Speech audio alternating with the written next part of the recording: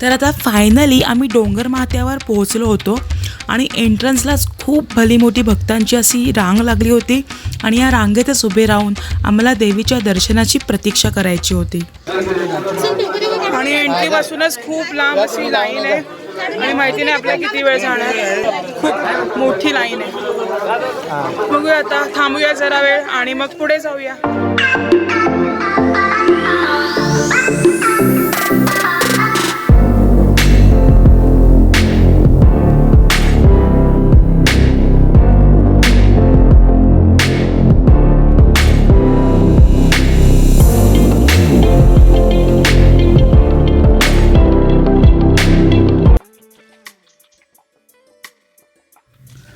आता आम्ही रांगेतच उभे राहून मंदिर परिसरातील दृश्य न्याहाळत होतो.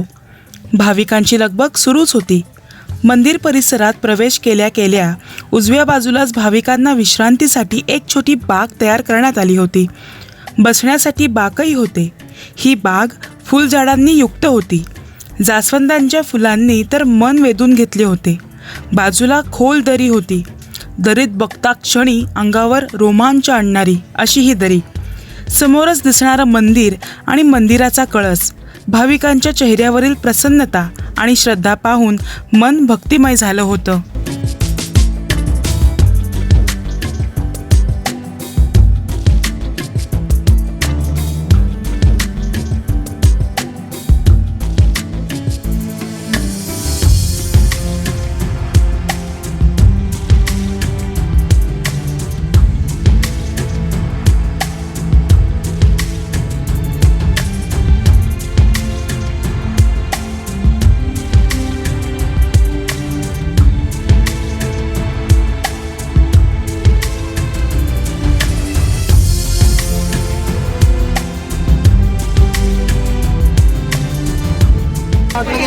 सो फ्रेंड्स, हा माझा सबस्क्रायबर, हा माझा फ्रेंड आहे ॲक्च्युली आणि हा पण आलेला आहे आई एकविरा देवीचं दर्शन घ्यायला.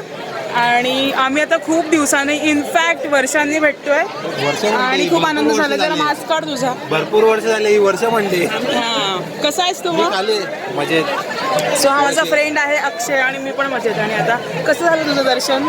गर्दी भरपूर आहे. गर्दी भरपूर आहे. प्रिकॉशन ठेवा, मास्क वापरा. ओके. हळूहळू रांग पुढे सरकत होती. मध्येच येणारी वाऱ्याची मंद झुळूक उसासा देऊन जात होती. रांगेत उभे असतानाच भक्तगण देवीच्या नावाचा जय जयकार करीत होते. त्यामुळे वातावरणात सकारात्मकता पसरली होती. आम्ही एक एक पाऊल उचलत रांगेतून पुढे जात होतो.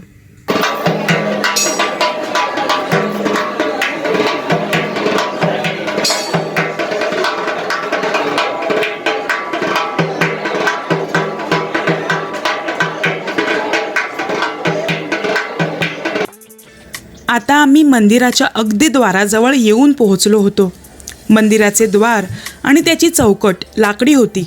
सुबक नक्षी त्यावर कोरली गेली होती. परंतु मंदिराच्या आत छायाचित्रीकरणाला परवानगी नसल्यामुळे आम्हाला तेथील चित्र टिपता आले नाही. परंतु तुम्ही स्क्रीनवर आई एकविरा देवीचे चित्र पाहू शकता. खरंच आईचे हे रूप मनमोहक आहे. आईकडे एकटक पाहावेसे वाटते.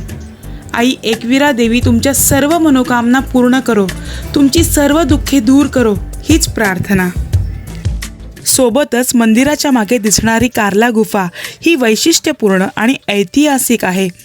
एकाच दगडामध्ये कोरून ह्या अद्भुत अशा गुफा तयार केल्या गेल्या आहेत. या गुफांमध्ये आजही भगवान बुद्धांच्या विविध आकाराच्या मूर्त्या विद्यमान आहेत, ज्यात ते विविध मुद्रांमध्ये दृष्टीस पडतात.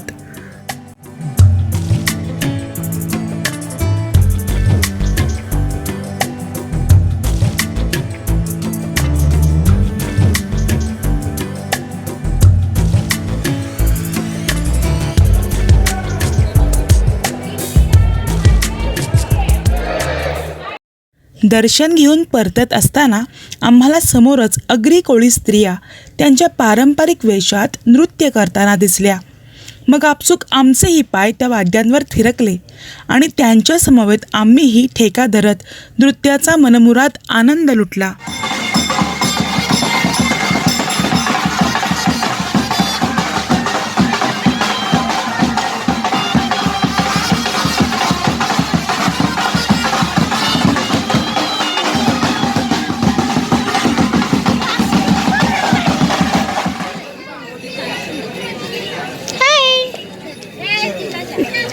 आम्ही मिठाई घेतोय, प्रसाद घेतोय आणि येस मिक्स मिठाई घेतलेली आहे.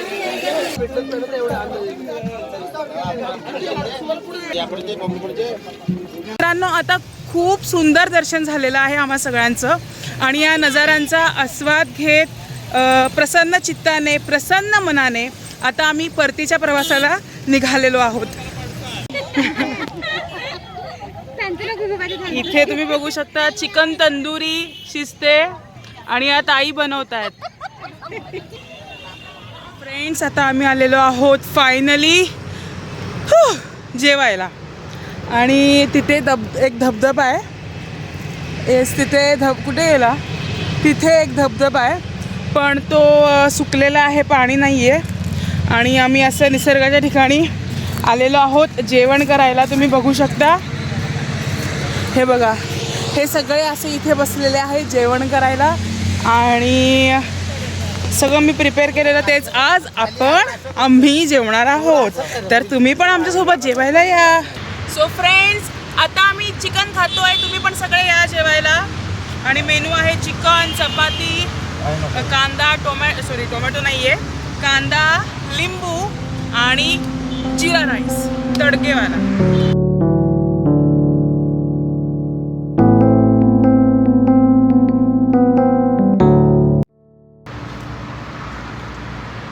सो हा पहिला घास तुमच्यासाठी.